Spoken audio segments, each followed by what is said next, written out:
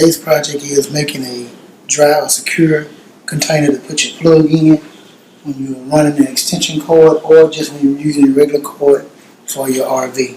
First, you need to empty some type of container. It doesn't need to be too big or too small. One that you can also reach your hand inside of to plug up or make the connections if you're running more than one cord. You need a box cutter or a knife. If you want to make it look nice and pretty, you may want to go ahead and get some tape to put around it and a pair of scissors, and as well as a marker to do. We're making RVs as a box to keep your cords dry and safe when you're plugging them up extension cords. What you want to first do is find you a container with a top that you can seal, but you also don't want to have it to the point that you can't take the seal off. You want to be able to reach inside of it because you're going to have to make the connections inside of it. So what you want to do is find your container. Doesn't have to be a real big container, but a nice container. You want to take it, place your plug, sit here, take a marker, outline it.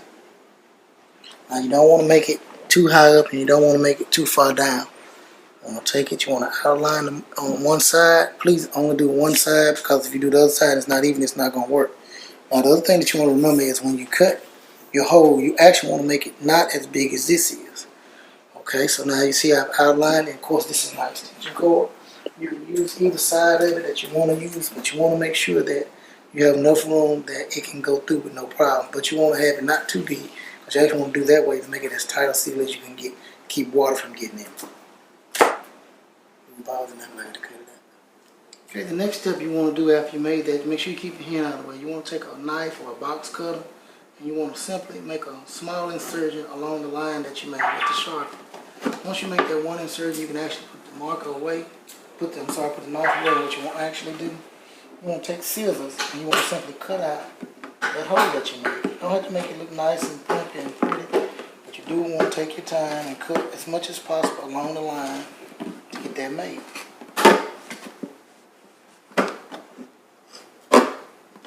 Again, make sure that you're always cutting away from your body.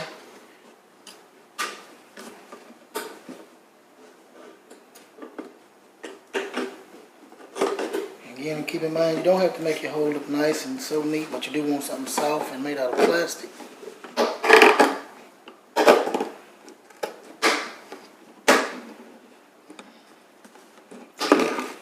Now, before you start on the next side, what you actually want to do is take one end of your plug, it doesn't matter which one, each end, and see if you can make it go through.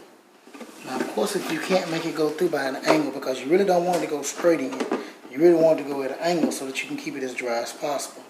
So if you see that you need to make it a little bit bigger, simply take your scissors. Now, of course, you really want to make it, first you really want to cut it smaller than what you need, because you don't want to cut it too big, because then you can't fix it.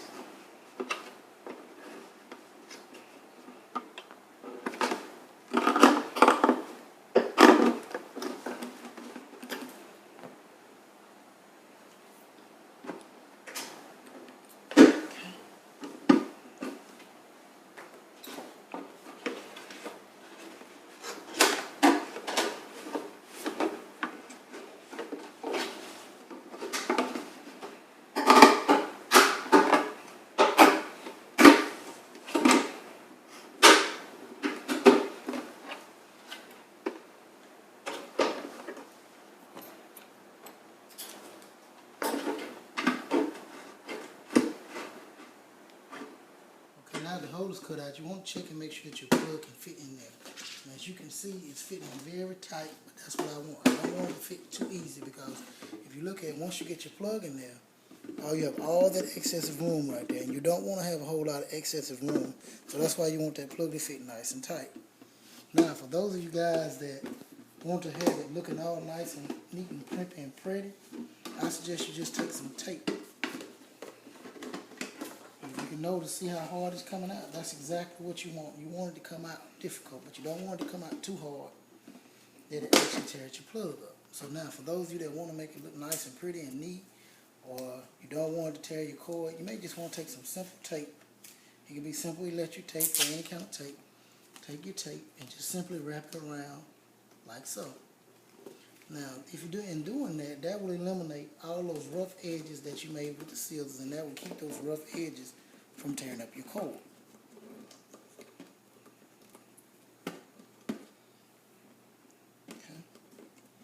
Now if you notice, all we have to do now is repeat the same thing on the other side. However, what you want to do is you want to actually measure from the inside based on the cord that you put in there that you're going to be using and the hole that you have.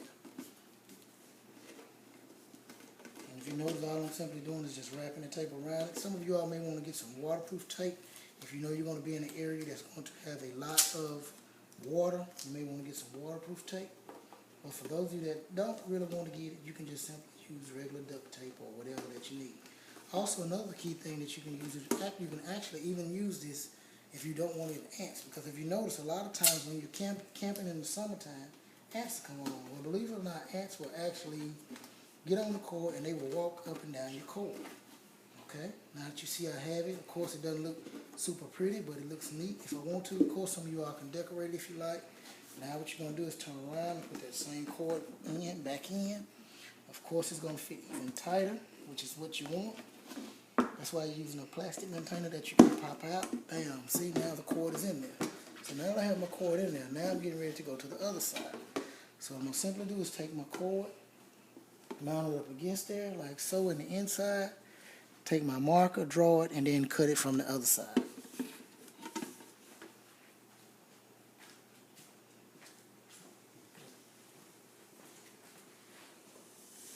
Actually see through it, run some light through, gentlemen. You can actually hold it up with the cord in your hand and you can see it from the other side. Now if you notice, I'm just simply marking around where I see it as best as possible. Remember I said it doesn't have to be super duper neat, doesn't have to be super nice, but you want to get it as close as possible.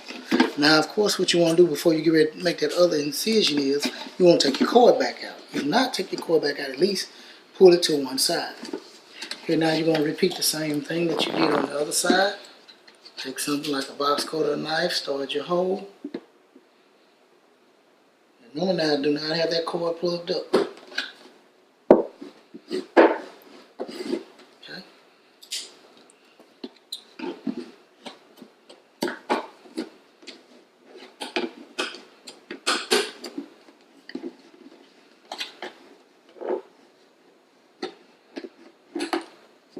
Next step you want to take, once you get your hole cut, of course you got it that end, so then you want to take the plug, this end, and of course you see I made a little bit lopsided, but it'll go in. Now, once you get it in, if you look at, once you get your plug in, again, like I told you, if you want to have it neat, you simply take your tape, wrap it around, and that be anything big and fancy. All you're doing is protecting your cord against the abrasions that you have that you made with the scissors or the knife, either way you chose to cut it out.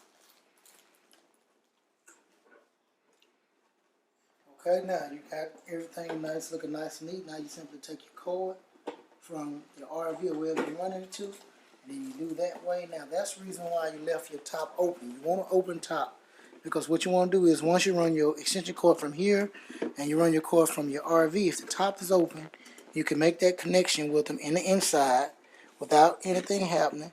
You do that, and then if you notice, in the inside of it, you have your RV cord coming from one side, you have your extension cord coming from the other side.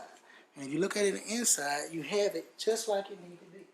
Now, the final thing you want to do, like I told you, remember you need to have a top on it.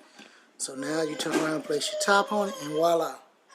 You have your box made, you have a cord coming from one side, you have a cord coming from the other side, you have your connection made in the inside, and if you need to take it loose or whenever you need to take it loose, it's right there.